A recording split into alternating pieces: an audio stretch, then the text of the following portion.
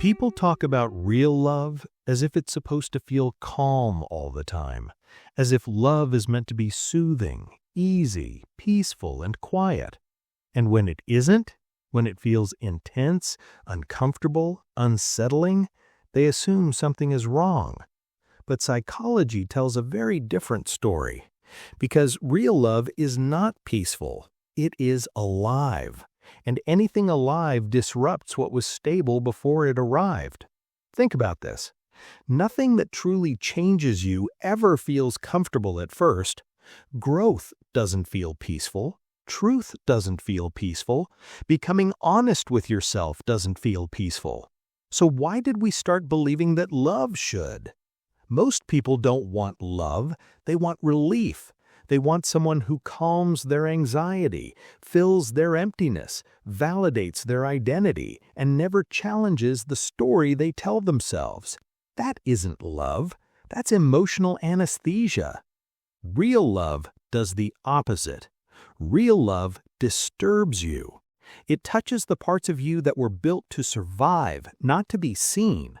It activates wounds you learned to ignore when you were alone. And this is where the confusion begins. Because the moment love stops feeling peaceful, people panic. They say things like, love shouldn't be this hard. If it hurts, it must be wrong. Maybe we're not compatible. But pain is not the same as harm. Discomfort is not the same as danger. Psychology makes this distinction very clear. There is a kind of pain that damages you. And there is a kind of pain that reveals you. Real love triggers the second. When someone gets close enough to see you clearly, your nervous system reacts, not because they are attacking you, but because intimacy removes the defenses you relied on to feel safe. Your coping mechanisms stop working. Your emotional shortcuts fail. Your ability to hide from yourself collapses. And suddenly, things feel intense.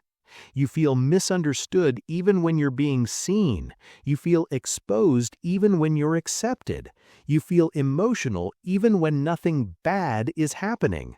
This is not dysfunction. This is attachment activation. The human brain is wired to associate closeness with risk if closeness was once unpredictable.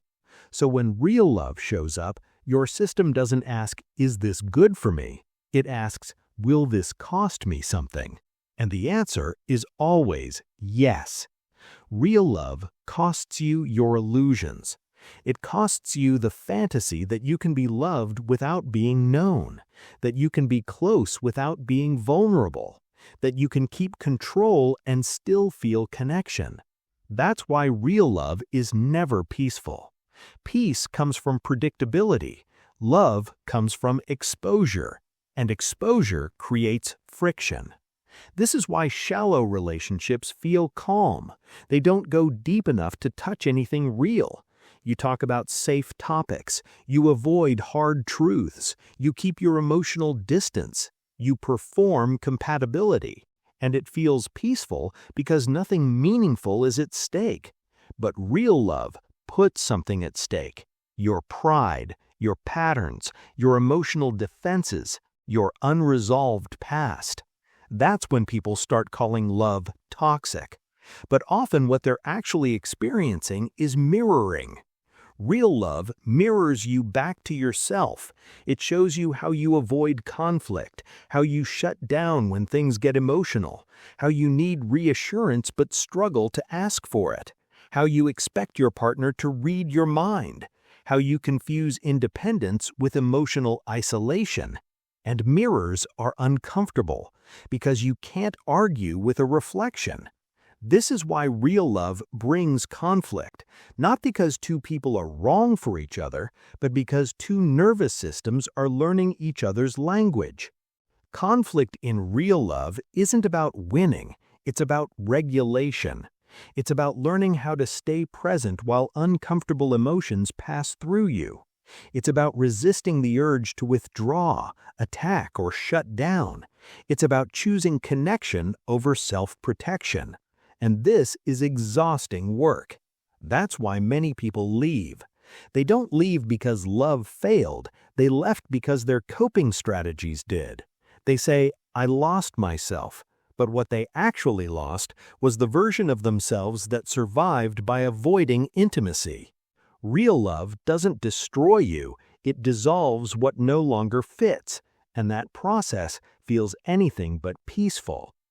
Another reason real love feels turbulent is because it forces emotional honesty. In shallow connections, you can hide behind politeness. In casual love, you can leave when it gets uncomfortable. In real love, your emotional reactions matter. You can't disappear without consequences. You can't suppress forever without distance growing. You can't pretend without eventually feeling lonely. So, emotions surface. Anger, fear, jealousy, insecurity, need. Not because love is broken, but because love is revealing what was always there. And here's the part no one likes to admit. If love feels completely peaceful, one of two things is happening.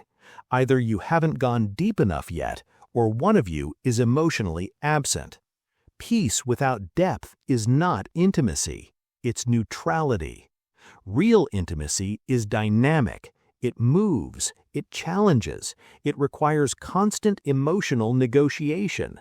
And this is where people misunderstand what a healthy relationship actually looks like. A healthy relationship is not the absence of tension, it is the presence of repair. It's not about never hurting each other, it's about learning how to return after you do.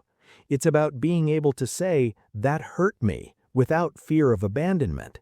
It's about hearing, "I need space," without interpreting it as rejection.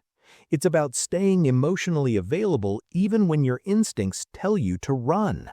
This is why real love feels unstable at first, because stability comes after emotional trust is built, not before.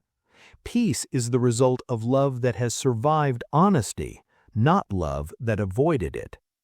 There's also a deeper psychological layer to this. Real love threatens identity. Before love, you know who you are. You know your routines, your emotional boundaries, your sense of control.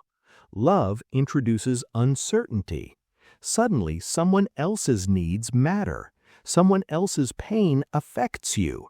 Someone else's presence reshapes your decisions. This feels like loss, and the ego hates loss. The ego wants consistency. Love demands flexibility. That's why people say, "Love changed me."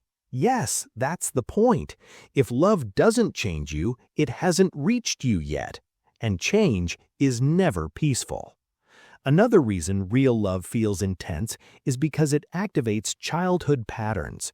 We don't love as adults alone. We love with our entire emotional history. Your attachment style shows up. Your unmet needs resurface. Your early experiences with closeness replay themselves.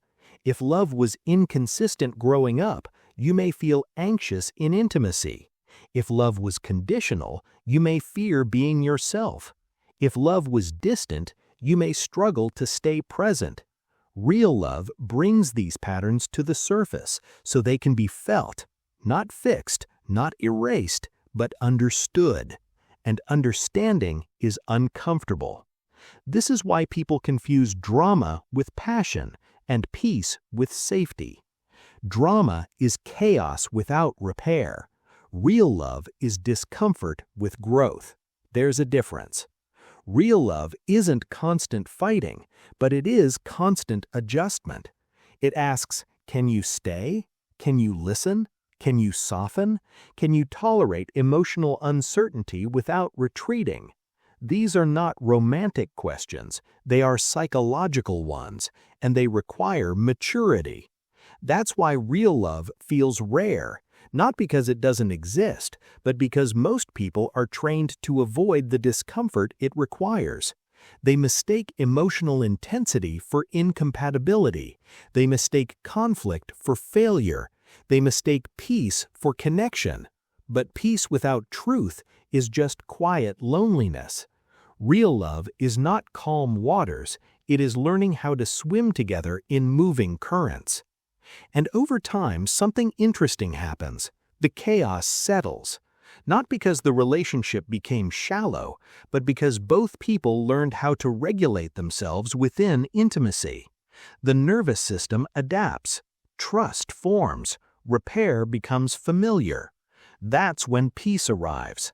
Not as absence of challenge, but as confidence in resilience. A quiet knowing that even when things get hard, you won't disappear from each other. That is real peace. Earned peace. Not the fragile calm that breaks at the first disagreement, but the grounded peace that comes from surviving emotional truth together. So if real love feels unsettling, if it challenges you, if it exposes parts of yourself you didn't know were there, that doesn't mean something is wrong.